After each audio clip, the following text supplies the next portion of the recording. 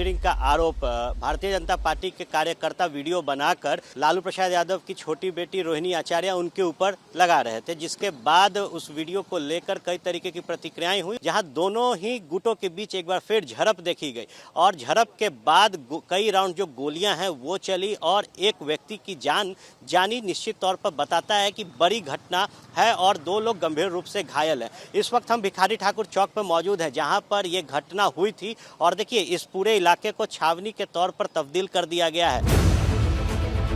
प्रशासन का दावा है कि माहौल शांत हो गया है, लेकिन बिहार में हुई इस चुनावी हिंसा में बीजेपी बनाम आरजेडी का युद्ध तेज हो गया है।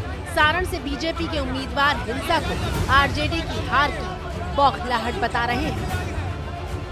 कल पूरे दिन राष्ट्रीय जनता दल के लोग जहां जहां मौका मिला वहां तांडव करते रहे। कितने लोगों को मारा, कितने लोगों के हाथ तोड़े। कैंडिडेट को कोई अगर शिकायत करना हो तो चुनाव आयोग को करेगा, ऑब्जर्वर को करेगा, रिटर्निंग ऑफिसर को करेगा। हमारे पास अधिकार नहीं है कि हम हथियार लेके मेरे सिपाहियों के साथ हम किसी बूथ में घुस जाएं। जिन पप्पू यादव के खिलाफ तेजस्वी यादव ने पूर्णिया में डेरा डाल दिया था, वो पप्पू यादव पूरी घटना पर आरजेडी का पक्ष लेते हुए दिखाई दे रहे हैं। कल जो घटना घटी और जिस तरीके से रोहिणी आचार्य को मां बहन की गाली दी गई, वो आपकी भी बहन और बेटी है। एक ही सिक्के के 2 पहलू, एक ही थाली के पहलू हैं ना आप लोग। फिर समाज को क्यों बांटते हैं? फिर आम आदमी शिकार क्यों होता है? आरजेडी और बीजेपी दोनों ही सारण में एक दूसरे की हार को हिंसा की वजह बता रहे हैं। कुछ लोग हैं ऐसे जो हार की बौखलाहट से इस तरह का काम होता है। हम जब पहली बार चुनाव लड़ रहे थे तो हम भी गए थे, तो बीजेपी के समर्थक उठ कर रहे थे उनके बूथ। लेकिन सवाल ये है कि सारण के रण में कौन ज्यादा मजबूत दिखाई दे रहा है। रोहिणी आचार्य और राजीव प्रताप रूडी के बीच छिड़ी जंग में कौन आगे निकलता हुआ दिखाई दे रहा है। वोट से जीतेंगे, एक बार लिख लीजिए ना।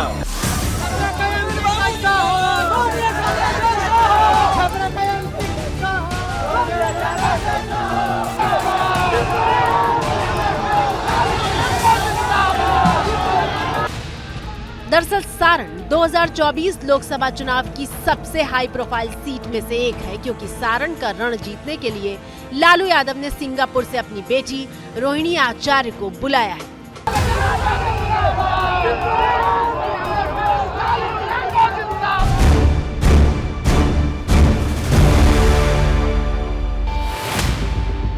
रोहिणी सबसे पहले लालू यादव को किडनी डोनेट करने के बाद चर्चा में आई थी। रोहिणी आचार्य लालू यादव के 9 बच्चों में से दूसरी संतान है। लालू यादव की सबसे बड़ी बेटी मीसा भारती है। मीसा के बाद रोहिणी और रोहिणी के बाद लालू की 4 बेटियां हैं।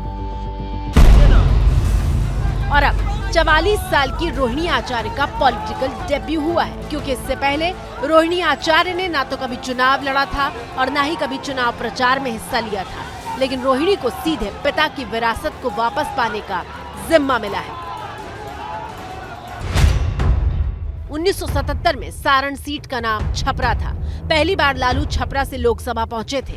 1990 में जब लालू सीएम बने, उस वक्त भी वो छपरा से ही सांसद थे। लेकिन मौजूदा वक्त में इस सीट पर बीजेपी के राजीव प्रताप रूडी सांसद हैं। राजीव प्रताप रूडी बार बार याद दिला रहे हैं कि कैसे लालू यादव के वक्त से इस सीट पर हिंसा का सहारा लिया जाता रहा है। राष्ट्रीय जनता दल का तो ये तो तरीका ही है, जब हारने लगता है तो बूथ कैप्चरिंग करने के प्रयास करता है। लेकिन हम लोग राजीव प्रताप रूडी तो बिहार में लालू जी से लड़ती रही है ना, तो अब आए लोग अपने मैदान में। इस तरह से बूथ पर हमला किया जा सकता है, गरीबों को मारा पीटा जाता है, गरीबों को बूथ पर जाने से रोका जाए, इसीलिए तो बिहार में उनकी हार होती है। लालू यादव पहले भी सारण सीट को वापस पाने की कोशिश कर चुके हैं, लेकिन नाकाम रहे। 2009 में लालू यादव सारण से आखिरी बार चुनाव जीते थे। चारा घोटाले में सजा मिलने के बाद लालू ने 2014 में इस सीट से राबड़ी देवी को उम्मीदवार बनाया था, लेकिन बीजेपी के राजीव प्रताप रूडी ने राबड़ी देवी को चुनाव में हरा दिया था। 2019 में लालू के समधी चंद्रिका राय भी इस सीट से हार गए थे। सारण लोकसभा सीट पर राजपूत और यादव वोटरों की तादाद बहुत ज्यादा है। राजपूत वोटर यहाँ बीजेपी के राजीव प्रताप रूडी के साथ दिख रहे हैं, तो यादवों की गोलबंदी रोहिणी आचार्य के साथ।